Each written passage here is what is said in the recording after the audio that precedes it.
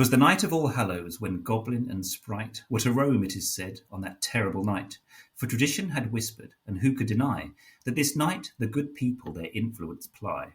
Each youth then with heart bounding wild with delight, in frolic would brave fiercest terror or fright. Each maiden, unconscious of evil or harm, would timidly venture some portent or charm. All was gladness and joy, faces beaming with mirth, while closer and closer each drew round the hearth.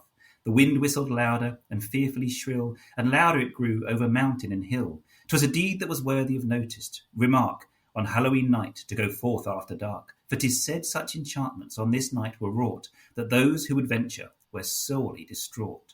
The hours passed so heedless, long stories were told of dreamers who've dreamed of large vessels of gold.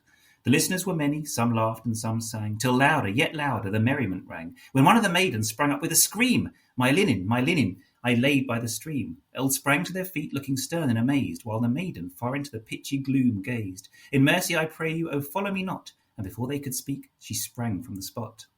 The joyous festivities quickly were hushed, and stories forgotten to their minds at once rushed. On swiftly she rushed, the last deepening gloom overshadowed, encircled her as a dark tomb. She hastens quick onward and looks not around. She fancied she heard there a queer stealthy sound.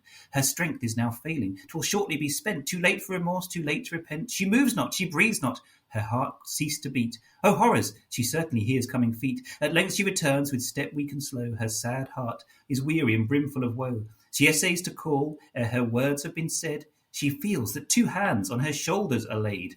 O night of sad horrors, of dismal despair, which called for a strength superhuman to bear. No kind hand to help her, so helpless and frail. No loved voice to cheer her or hear her deep wail. With tottering steps she arrives at the door. It quickly is opened. She falls on the floor.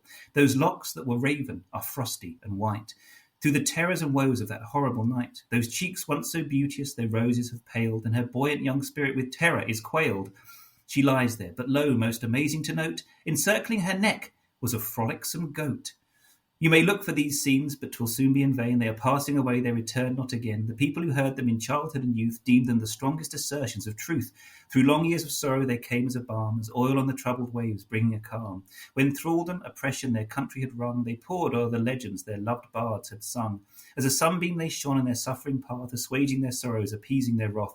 But they too are gliding. This joy will not last, and stories and legends be dreams of the past.